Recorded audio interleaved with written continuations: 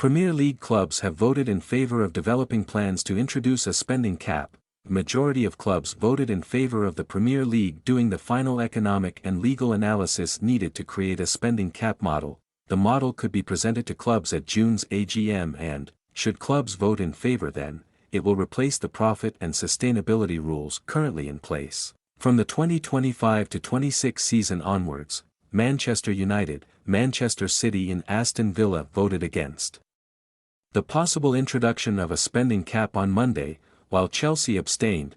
The league's current financial rules, which have seen Everton and Nottingham Forest penalised 8 and 4 points respectively this season, have been criticised for favouring clubs with the highest revenue. What are the current rules? The Premier League's profit and sustainability rules permit clubs to lose £105 million over a 3-season period. The Premier League says the current regulations are designed to try to ensure the long-term financial sustainability of clubs and maintain the competitive nature of the league by preventing unfair advantages.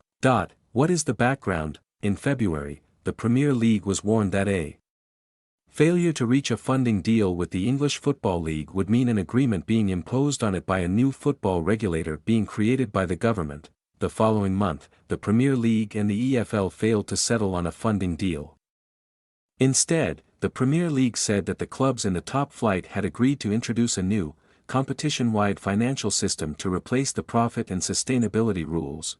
What is UEFA's financial fair play model? When the idea of moving away from the profit and sustainability rules was first discussed, it had been anticipated that Premier League clubs would move towards a model adopted by UEFA. Under UEFA rules, clubs can spend no more than 90% of their revenue on squad costs.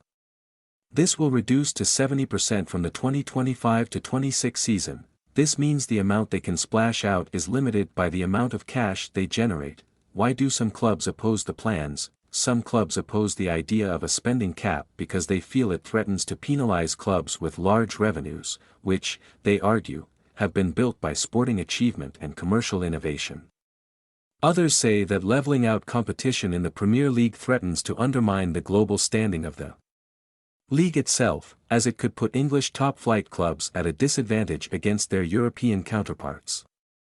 What happens next? The Premier League will now develop a spending cap model. The vote on Monday only concerned the development of a model, not the introduction of one.